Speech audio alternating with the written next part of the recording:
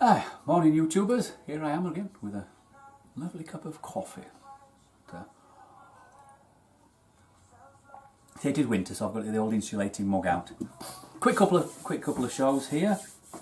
Trying to keep up to doing some videos, and it's difficult, so I'm hitting a bit hit and miss because of the, obviously the main thing I'm trying to knuckle down on is the knife making and leather making and things like that. I'm trying to get a bit of work going and things, so I can do what I want to do. But quick show here, and I'm not sure if it's been out already, but this is a knife I've done for my son, Dan, and it is about the third or fourth iteration of a knife, and he wanted at the time, a combat knife. We called it a combat knife. He's successfully got into the New Zealand Army. Took a long time, but he's just passed all his continuation training and everything, so he's badged up. He's got the old red diamond, so any guys out there who do look at this who know what I'm talking about, he's in, and really proud, and he's done really fucking awesome. So but what happened was, using some of the knives and that in bits of mine, he'd taken his own down and stuff like that, and his idea of what he wanted completely changed. From some of the early ones that I'd made something more along this line.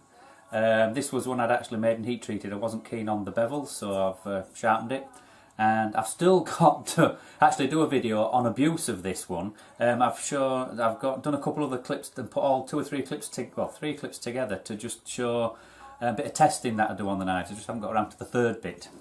That'll be coming out shortly, I hope.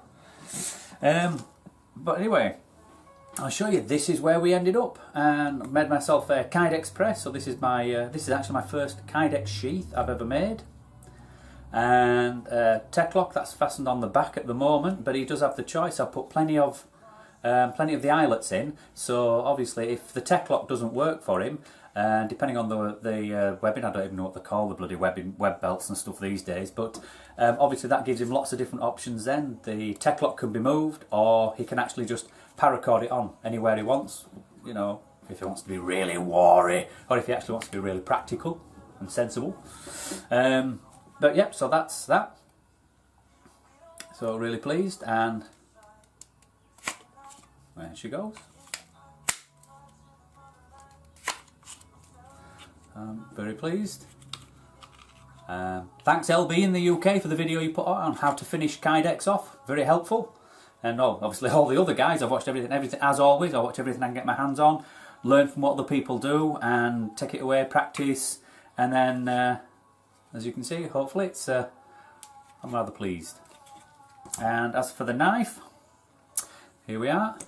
This is 4mm 01 tool steel, Rockwell about 58, 59, 30 degree flat bevel, single bevel, and G10 scales I actually made myself for him, and these are to match the stable belt of one NZIR. So NZIR, RNZIR, I got there in the end. The Royal New Zealand Infantry Regiment, and that's their stable belt. Green, red, green, red, green.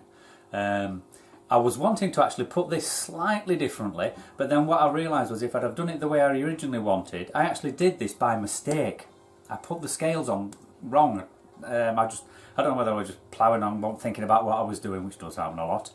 But as soon as I got them on, I thought, oh, bugger, I've got them on, and then realised actually that surreptitiously, it actually worked out better, because it's allowed me to profile the handle and take all the edges without going into the red stripes.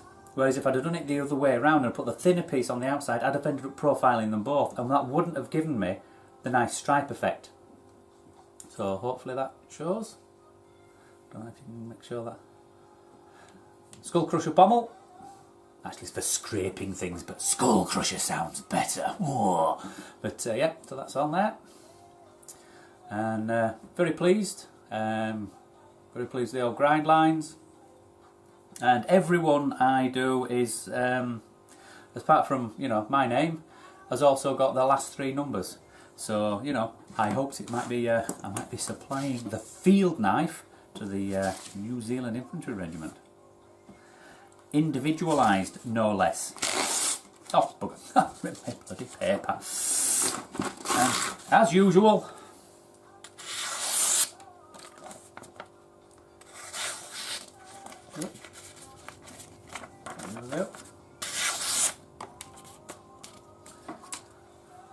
awesome. Very pleased. My current heat treat is absolutely working spot on. Slight tweaks every time I learn something, I test something, I try something out, try it on bits and pieces. And basically it's revolving a bit. Basically the only thing that's altered is I've really slowed my heating times down. So rather than just cranking it up to the soak temperature, crank it up to the, you know, the pre-soak temperature, then the soaking temperature and then soaking it, I've really slowed down the temperature, you know, and it was purely by fluke. It was the only place I've seen it. But there was a particular engineering website and it's the only place I've ever seen it, and on there they actually recommend that when you're doing O1 you take it up at a maximum of 400 degrees an hour, and I'd not seen that before. That's their recommendation. So I did, and it has made a difference. Slowing down the speed of the ramps has actually, again, it's that slowing down the speed of the ramps combined with the soak times is giving me a really good hard point to where the 65 files are not biting on at all. So that's a slight, before they might just catch, now nothing. So I know I'm hardening fully up to 65, which then means that when I'm looking at doing the tempering, it's spot on. So that's the knife. That's a bit of stuff I've been at. And just a little bit on the side, a little bit of a tweak in the old workshop is I'm constantly running out of blooming space. So what I've actually done is I've just made my workbench a little bit bigger. I've had to do a bit of clearing out under there. There's all my timbers and bits of stuff in the old workmate. But bolting this onto here, fastening the old hand sanding clamp down. That's a little fishing knife I'm doing for a guy. It's let me put all my hand sanding stuff over here, so everything, all that's gone over there, which has left me a lot more room on the table. So quite pleased with that.